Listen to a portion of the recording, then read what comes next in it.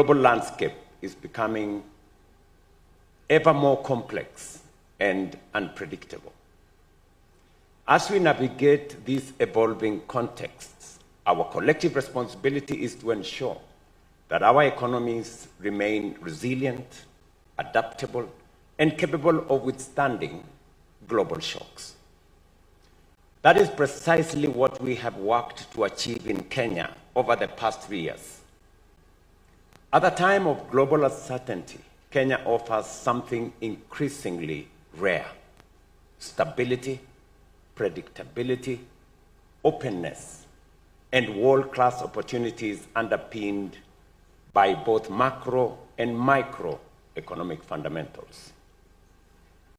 Despite global headwinds, foreign direct investment inflows in 2025 grew by over 15%, exceeding for the first time the US dollars $2 billion mark. Kenya was also recently upgraded by the Standard & Poor's from B- to B, a clear signal of strengthening macroeconomic fundamentals and growing investor confidence. Inflation has averaged 4.4% over an extended period, having come down from 9.6% 3 years ago. Our exchange rate has remained stable at 129 shillings to a dollar over the past 2 years. Meanwhile, our foreign exchange reserves stand at a historic high of US dollars 14.6 billion, representing nearly 7 months of import cover.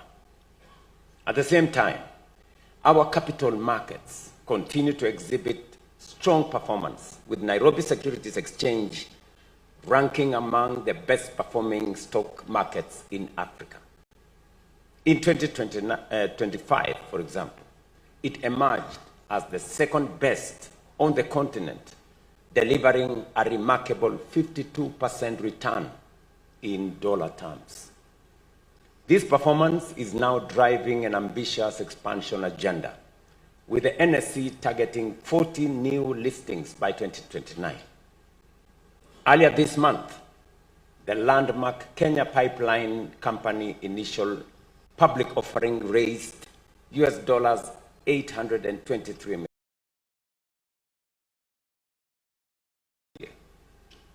Our focus remains firmly on strengthening the domestic environment, and we are deepening reforms and executing policies that enhance competitiveness, streamline processes, and create a more enabling and investor-friendly environment. These reforms include zero-rating VAT on exported services, tax reforms that allow corporates to offset verified tax claims against future liabilities, and the removal of the 30% domestic equity requirement for ICT companies, thereby unlocking significant new investments into Kenya's rapidly expanding digital economy.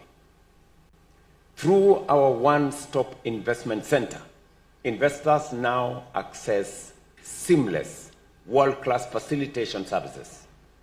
By the end of this year, 2026, this platform will be fully digitized, enabling permits and licenses to be secured entirely online, reducing costs and improving efficiency for our investors.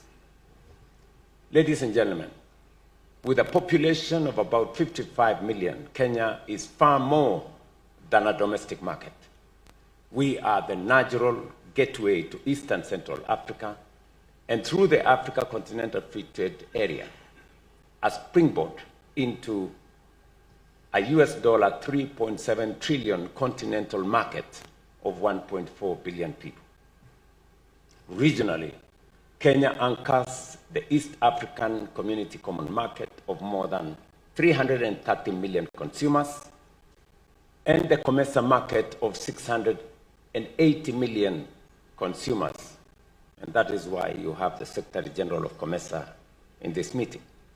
Just this week, We finalized negotiations with the government of China on a bilateral trade agreement that will open access to an additional market valued at about US 19 trillion, further expanding opportunities for investors.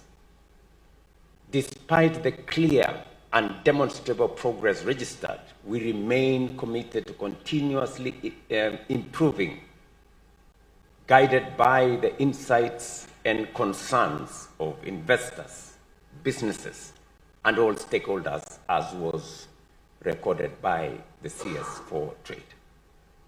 In direct response to investor feedback, Kenya is implementing a new package of cross-cutting policy actions designed to remove long-standing investment bottlenecks and significantly enhance the ease of doing business. We are strengthening tax administration by introducing VAT refund mechanisms for export-oriented firms and providing greater certainty in transfer pricing frameworks, thereby improving liquidity and predictability for our investors. I remember a very special case with our industry here, and that if we did realign with their request, they would enhance their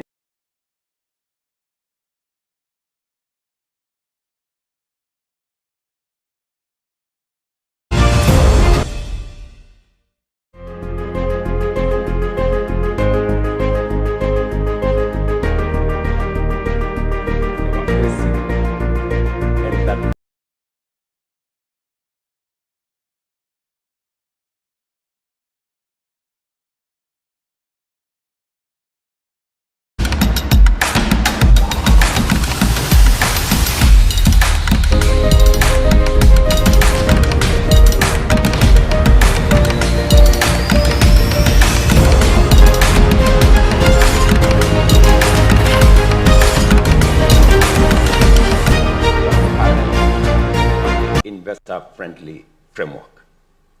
These reforms are being reinforced by broader regulatory improvements, including the fast-tracking of the Business Laws Amendment Bill 2026 and the introduction of the Invest Kenya Bill, which will reform our 2004 Investment Promotion and Facilitation Act to establish a unified modern framework for investment facilitation, faster approvals, and enhanced aftercare services. We are also strengthening international investment frameworks by accelerating double taxation avoidance agreements, modernizing bilateral investment treaties, and providing greater tax certainty and cross-border investor confidence. Distinguished investors, I thank you for your continued and demonstrated confidence in our economy. That confidence is already delivering real outcomes. And listening to the panelists who are here this morning, I was almost tempted to say that I have nothing useful to add.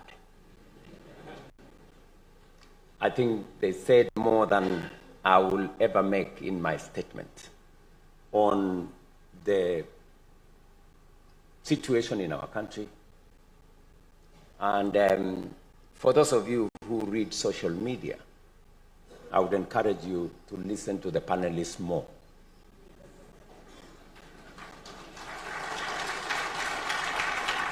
I mean, these are real practitioners. These are people who are at the place where the rubber meets the road. And that is their experience. That is not to say that we've arrived. It's not. And that's why we will continue improving. We will continue doing what we must do. Allow me to highlight just a few. Last year, during my visit to London, we secured a commitment with the Flamingo Group, as I said earlier. And just last month, we launched their US $14 million expansion project in Naivasha. From the same engagement in London, both Bupa Health and Lloyds of London have since established operations in Kenya. Early this year, Mars Wrigley expanded its sugar-free gum operation within Kenya with a US dollar 33 million investment in Athi River, while Coca-Cola scaled up its bottling manufacturing facility in Kisumu with a US dollars 45 million investment. At the same time, we have secured a US dollars 150 million investment from UAE's Aquilastar in electric and hybrid vehicle manufacturing in Nakuru County. We have many more such examples, and it is for this reason that today we are unveiling more than US dollars 2.5 billion in 20 investment deals across agriculture, manufacturing, ICT, business process outsourcing, healthcare, energy, and real estate.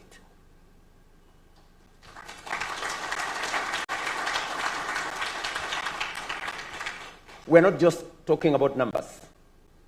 We're talking about real investments. In the space of agriculture alone, there is going to be signed off deals of projects that are on ground. Some of them halfway through. Just in agriculture alone, $1 billion. In rice, in sugarcane, in manufacturing. And these are investments from across the globe, from USA to China, to India, to UAE, to Uganda, to Singapore. Yes, I said Singapore. And of course, to Kenya. We have a very interesting conversation in our country about Singapore.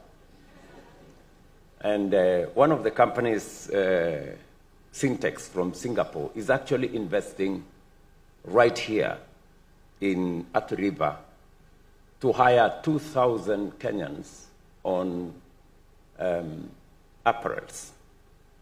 So that is the extent, all the way to Australia and many other countries, demonstrating confidence in investing in Kenya. And that's why I tell the people of my great country, we need to believe in ourselves because others believe in us.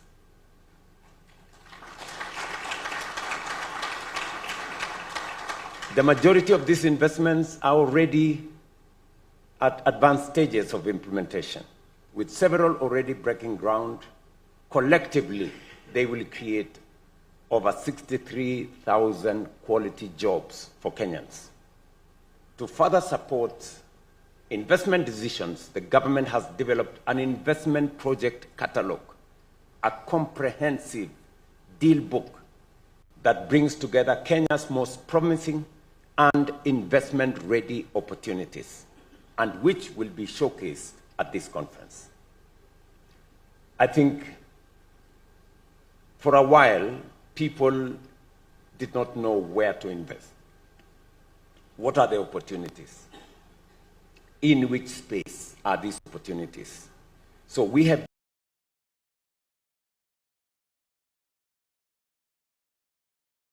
decided to put together all the investment-ready opportunities available in Kenya, sector by sector, with a detailed analysis of what you need to do to unlock that investment.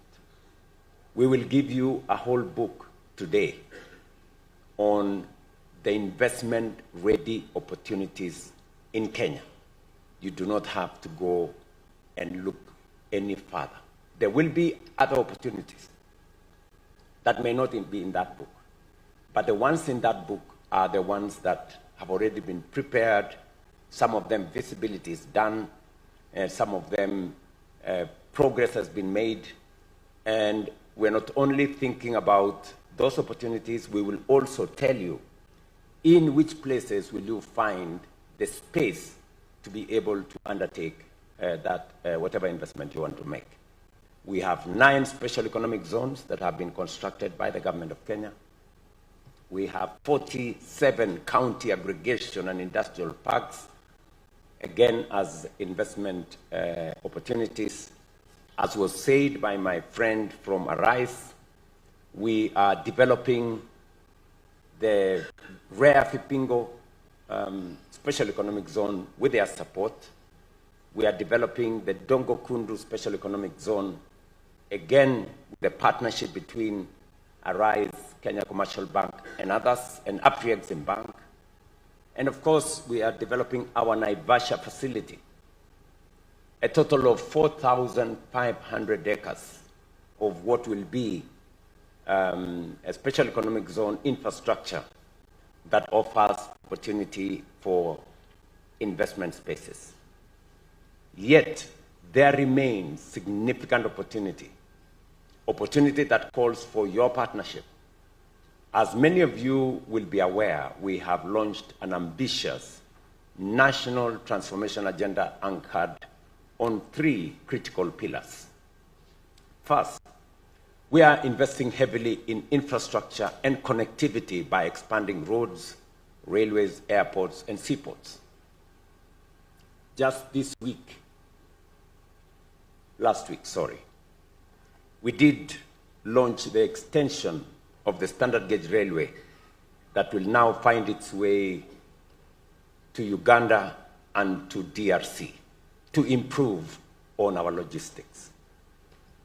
You heard from the panelists here that business is looking for how to move things in a much more cost-effective manner. We know very well that we have invested significantly in the roads infrastructure, but we believe that what we have done is not sufficient. So we are increasing our investment in the roads sector. In the next 7 years, we want to double our paved road infrastructure in Kenya, including highways. Because we want to unlock the market, as we have said, in the East African community of 330 million people. We are extending the highway from Nairobi now into Nakuru, finally into Malaba, and connecting it to Uganda. We will shortly be advertising another highway from Mombasa to Nairobi, and another 2,800 kilometers of highway around Kenya. This is an investment that is going to cost us between $10 and $15 billion, and we are slowly but surely finding the innovative mechanism on how to deploy resources in that space. Secondly, over the next 5 years, between 5 and 10 years, we plan to build at least 50 mega dams to strengthen water security and significantly enhance agricultural productivity. If I mention to you the 4 investors that are investing in the agricultural sector, the $1 billion that we are going to sign up today, all those investors are going to invest in agriculture, but in irrigation. And so the construction of dams, storage of water, harvesting of water is going to play a significant part of our way forward. Luckily for the investors that will be signing off today, we already have developed the infrastructure for them to use the water that we already have in the irrigation space that is there. But that will significantly increase our agricultural output, especially for export. And third, we are scaling up our energy capacity, tripling generation to at least 10,000 megawatts to power industrial growth and future demand. As was said here again by the panelists, the cost of energy is significant to making investment decisions and enhancing competitiveness. Just yesterday, I was in Siaya, where we want to generate at least 3,000 megawatts of energy using nuclear. And I was having a conversation with the community and leadership in that region, because our 10,000 megawatts will come from diverse sources, from nuclear, from solar, from hydro, from wind, and from geothermal. And we will be looking for partners, maybe in this forum, because our investment in that space is going to be another $10 billion. And we are already beginning to structure the mechanism for us to be able to have that investment undertaken.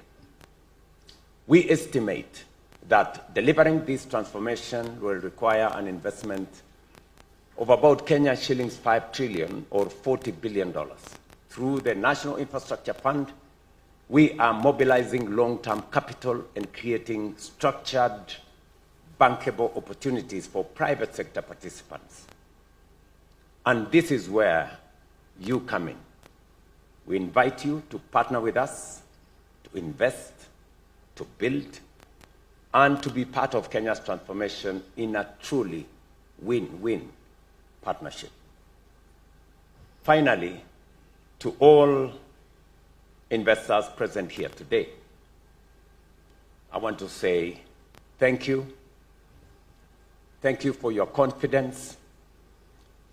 Thank you for your partnership. And thank you for choosing Kenya.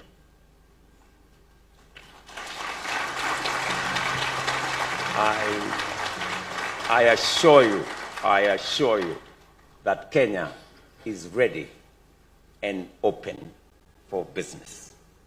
And I look forward to engaging with you together with my team from the different actors, from mining to industry, to investment, to agriculture, and to all the other spaces. I was specifically touched by our friends from ADEC, an American firm, who has identified Kenya for what it is, that we have the best human capital you can find anywhere in the world. I say that with no doubt in my mind and without fear of any contradiction, that we have the best human capital you can find anywhere in the world. The testimony of the panel is here. They kept on referring back to the Kenyan people. The Kenyan people. And that is what it is. And so, it's not by default that the Kenyan people is central to the development of our country and to the investment climate that we have as our country.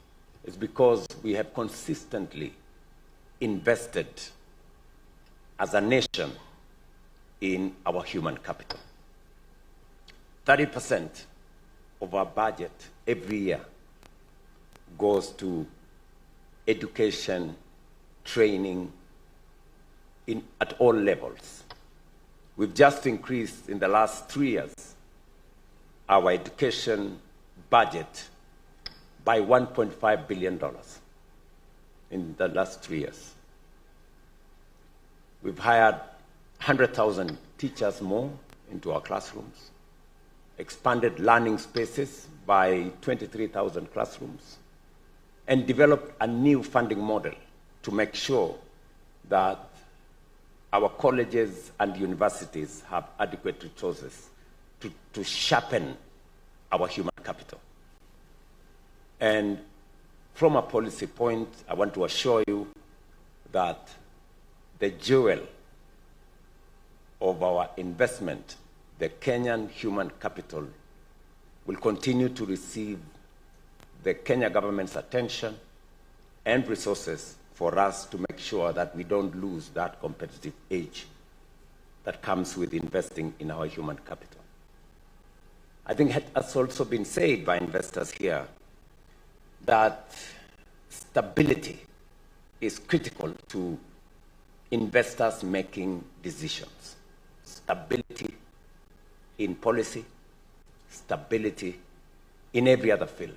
And we will continue to work with investors to make sure that we are predictable, that we continue to manage the space responsibly. And because of the discipline that we have introduced into the financial space, we can now confidently tell investors they can repatriate any of their profits anytime, in whatever manner they want, because we have the resources. I can tell you confidently, we have the dollars, we have the resources to make sure that none of you get stuck with whatever you want to do in our country. And we are doing this for the long term and for the long haul. So to all of you, again, let me say thank you very much for choosing Kenya, and we look forward to working with you. God bless you. Thank you.